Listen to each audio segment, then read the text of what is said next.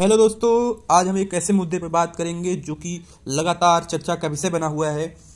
जैसे कि आप सभी ने कहीं ना कहीं से तो इस बारे में चर्चा सुनी होगी कि एक स्कैम हुआ है, बहुत ऐसा बड़ा स्कैम हुआ है जो हमारी पीठ पीछे होता रहा, लेकिन हम लोग उसको देख नहीं पाए।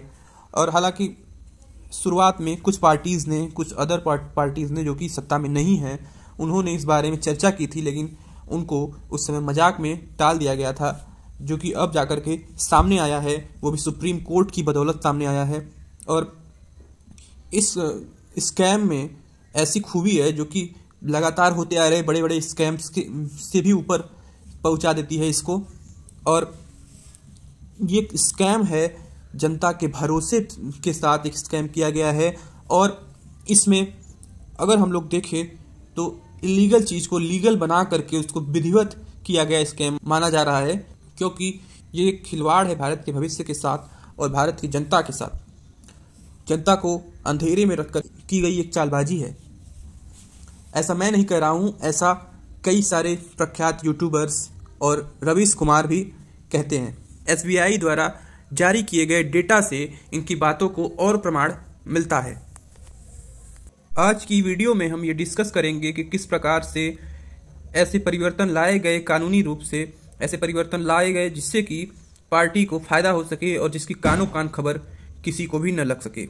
केवल कोई एक विशेष पार्टी नहीं बल्कि सभी पार्टीज इसमें शामिल हैं। हालांकि इंटेंशन के थ्रू अगर देखा जाए तो किसी एक पार्टी को जिम्मेदार ठहराया जा सकता है, और इस बंदरबाट में सभी के सभी शामिल हैं, इसलिए किसी एक को दोषी कहना उचित नहीं होगा। और हम यहाँ किसी एक को दोषी कहने भी नहीं आए हैं, और हमारा इंटेंशन मेनली यही होगा कि हम इससे संबंधित सभी जरूरी जानकारी जो कि आगे हमारे काम आ सकती है उसको कलेक्ट करें। तो सबसे पहले हम समझ लेते हैं कि इलेक्टोरल बॉन्ड क्या होता है। तो दोस्तों, इलेक्टोरल बॉन्ड जो होता है एक स्कीम थी जिसके थ्रू क्या होता है कि कोई व्यक्ति अगर चाहे कि वो किसी भी पार्टी को, जो कि किसी राजनीतिक पार्टी को अपनी तरफ से कुछ कंट्रीब्यूट करना चाहता है, तो वो एसबीआई के पास जाएगा।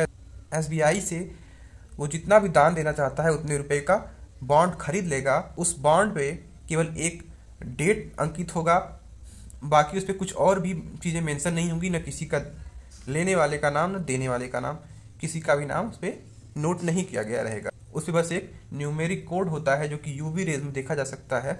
उसके थ्रू एसबीआई वाले उसे ट्रैक करते हैं और माना जाता है कि उसी नंबर के थ्रू उसके सारे रिकॉर्ड्स एक्सेस किए जा सकते हैं।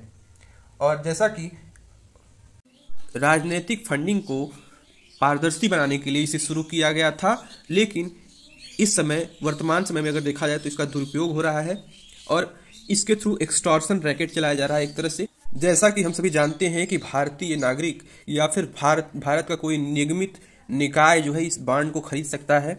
तो निकाय कहने का मतलब यहाँ पे ये है कि कोई एक कंपनी है या फिर कोई एक ग्रुप है जो कि चाहे तो वो ये बॉन्ड खरीद सकता है, और जिस पार्टी के थ्रू जिस भी पार्टी को उसकी इच्छा हो वो इसको दे सकता है, इस बॉन्ड को दे सकता है।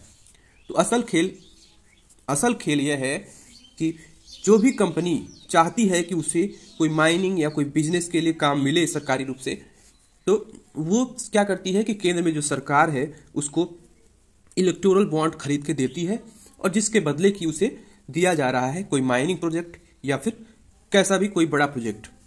और इसमें इस बात का ध्यान नहीं रखा जा रहा है कि वो कंपनी कैसा उसका रिकॉर्ड रहा है, कैसा उसका पिछला ट्रैक रिकॉर्ड क्या था। एक इलेक्टोरल बॉन्ड को आप बेसिकली समझ सकते हो एक कूपन की तरह। कंपनी बैंक को जाकर पैसा देती है और उसके बदले बॉन्ड खरीद लाती है, और उस बॉन्ड को ले जाकर अपनी मनचाही पार्टी को दे देती है, और उस कूपन को वो पॉलिटिकल पार्टी रिडीम कर सकती थी, इन कैश करा सकती थी। और रूल ये बनाया गया था कि अगर कोई पार्टी अपने बॉन्ड को इन कैश नहीं करती है तो 15 दिनों में वो एक्सपायर हो जाएगा, और जो भी अनक्लेम्ड बॉन्ड का पैसा है वो पीएम रिलीफ फंड में चला जाएगा। शुरुआत में यहाँ तक दावा किया गया था कि इसकी जानकारी बिल्कुल भी किसी को नहीं होगी कि किस व्यक्ति ने ये इलेक्टोरल बॉन्ड खरीदा है और उसने किस पार्टी को डोनेशन दिया है। लेकिन धीरे धीरे चमत्कार होता है कि भारत सरकार का जिस भी कंपनी पर एक्शन लिया जाता था उसी कंपनी द्वारा भारत सरकार को इलेक्टोरल बॉन्ड खरीद कर दिए जाते थे, तो सभी चीज़ों को गौर से देखने पर पता चलता है कि ये एक साइकिल है कि ईडी जहाँ रेट डालती है वो व्यक्ति कुछ महीने में ही अपने खाते से अपनी कंपनी के नेटवर्थ से भी अधिक रुपए पार्टी को दान देता है। और इसके साथ साथ आगे चलकर के भी उस कंपनी को कई सारे प्रोजेक्ट ऑफर किए जाते हैं केंद्र सरकार की तरफ से। ये एक तरह से क्रोनोलॉजी बनाकर रखते हैं, जिससे कि क्या होता है कि इस स्कैम को अंजाम दिया जाता है। क्रोनोलॉजी कुछ यूं थी कि अगर आप नहीं देंगे हमारी पार्टी को चंदा तो आपको नहीं मिलेगा काम धंधा। अब आप सोच रहे होंगे कि दान लेना या दान देना कोई गलत काम तो है नहीं, ये तो फ्रीली कोई भी अपनी इच्छा से कर सकता है। लेकिन यहाँ पे सोचने वाली बात यह है कि अगर दान के बदले किसी को कोई कॉन्ट्रैक्ट मिल रहा है, किसी कंपनी को कॉन्ट्रैक्ट मिल रहा है, तब तो ये एक बड़ा स्कैम हो जाता है, घोटाला हो जाता है कि किसी भी कंपनी को बिना सोचे समझे उसके दान के अमाउंट के हिसाब से अगर प्रोजेक्ट दिए जाने लगे तो इन्वायरमेंट पे, इसके साथ साथ हमारे आर्थिक व्यवस्था पे क्या प्रभाव पड़ सकता है। रूल्स ये बनाए गए हैं कि सरकार का पैसा जो है जनता का पैसा है। रूल्स बनाए गए हैं कि किस प्रकार से वो पैसा खर्च करना है। जनरल फाइनेंशियल रूल का रूल 21 कहता है, Every officer is expected to exercise the same vigilance in respect of expenditure incurred from public monies as a person of ordinary prudence would exercise in respect of expenditure of his own money. मतलब कि जनता का पैसा खर्च करते हुए किसी भी अफसर को उतना ही चौकन्ना रहना चाहिए जितना कि एक सामान्य बुद्धि वाला व्यक्ति अपने पैसे खर्च करते समय चौकन्ना रहता है। सरकार किसी भी पब्लिक प्रोजेक्ट का कॉन्ट्रैक्ट अपनी मन मर्जी से किसी भी कंपनी को नहीं दे सकती। टेंडर नोटिस इशू करते समय अलग अलग लेवल के क्राइटेरियाज होते हैं जिनको फॉलो करने के बाद और उन कंपनीज के पिछले ट्रैक रिकॉर्ड, एक्सपीरियंस कैसा है कंपनी का और उसका पास्ट परफॉर्मेंस कैसा है, उस कंपनी में टेक्निकल कैपेबिलिटी है या फिर मैन्युफैक्चरिंग फैसिलिटीज उसकी कैसी है और फाइनेंशियल पोजीशन कैसी है, उसका ओनरशिप क्या लीगल है या नहीं है, ये सभी बातें ध्यान रखने के बाद ही जाकर किसी कंपनी को कॉन्ट्रैक्ट दिया जाना चाहिए। आप सभी को पता होगा कि उत्तराखंड में जो टनल गिरी थी उसमें 41 लोग फंस गए थे। उस सुरंग को बनाने का कॉन्ट्रैक्ट नवयुग इंजीनियरिंग नाम की कंपनी को दिया गया था। इस कंपनी ने 2019 और 2022 में 55 करोड़ रुपए के इलेक्टोरल बॉन्ड्स खरीदे थे। दिसंबर 2021 में अहमदाबाद में एक फ्लाईओवर गिर गया था, जिस फ्लाईओवर का निर्माण कर रही थी रंजीत बिल्डकॉन कंपनी। जब इंक्वायरी हुई तो यह पाया गया कि इस कंपनी ने कंस्ट्रक्शन में इस्तेमाल की गई चीज़ों की क्वालिटी के साथ कॉम्प्रोमाइज़ किया था।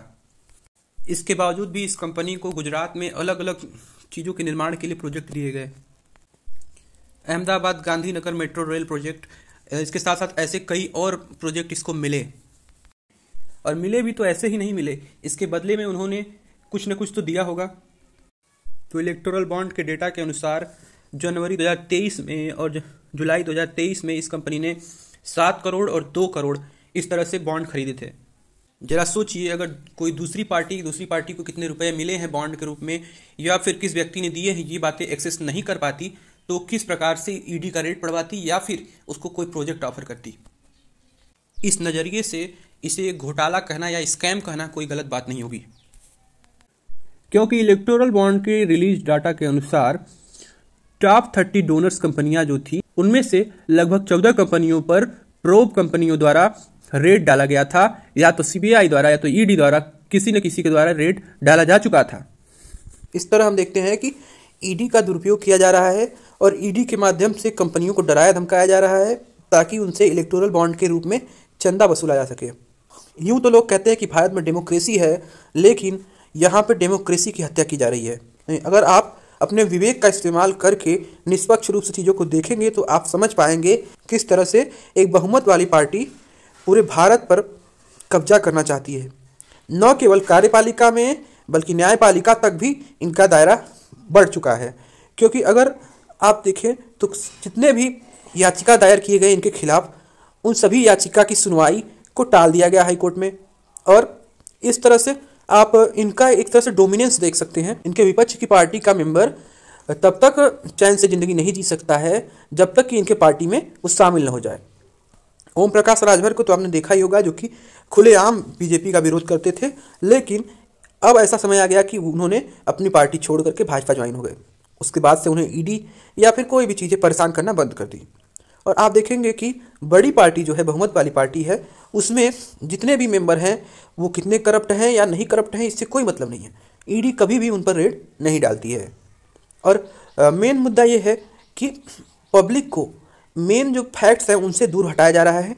जैसे कि आप देख लीजिए, किसी भी न्यूज़ चैनल को आप उठाकर देख लीजिए, उसमें केवल ऐसी चीज़ें दिखाई जाएंगी जो कि गैर जरूरी है।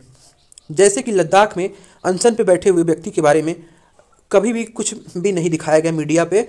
सोनम वांगचुक के बारे में अगर आप देखेंगे तो आपको 10% ही मीडिया चैनल ऐसे होंगे जिसपे कि उनके बारे में कुछ दिखाया गया हो, जो कि लद्दाख के लिए लड़ रहे हैं। और आज से नहीं, बहुत पहले से लड़ रहे हैं, कई साल से लड़ रहे हैं। और इधर तो उन्होंने 21 दिन का पूरा अनशन भी पूरा कर लिया है। और 21 दिन में कोई भी पार्टी सदस्य या फिर पार्टी के तरफ से कोई भी भेजा गया दूत भी वहाँ नहीं पहुँचा।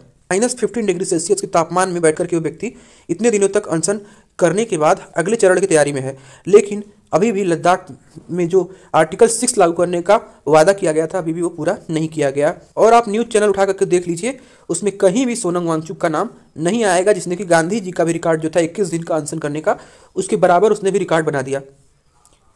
और लद्दाख पे चीन का कब्जा हो रहा है, इसके बारे में भी कोई एक्शन नहीं लिया जा रहा है। केवल और केवल लोगों को राम मंदिर में आरती कब चल रही है, कब पर्दा खुल रहा है, यही मीडिया में दिखाया जा रहा है। तो इसलिए आप भी जागिए, समझिए कि क्या वास्तव में ये सही हो रहा है, क्या डेमोक्रेसी डिक्टेटरशिप की तरफ बढ़ रही है, इस पर ध्यान दीजिए। अदरवाइज जो है आगे भविष्य में काफ़ी परेशानियां आएंगी। तो आई होप कि आपको इस वीडियो से काफ़ी बातें समझ में आई होंगी। अगर आपको हमारी मेहनत अच्छी लगी तो वीडियो को लाइक कर दीजिएगा, चैनल को सब्सक्राइब कर दीजिएगा। और इससे भी बड़ी बात ये, जागिए और देश के भविष्य को संवारिए।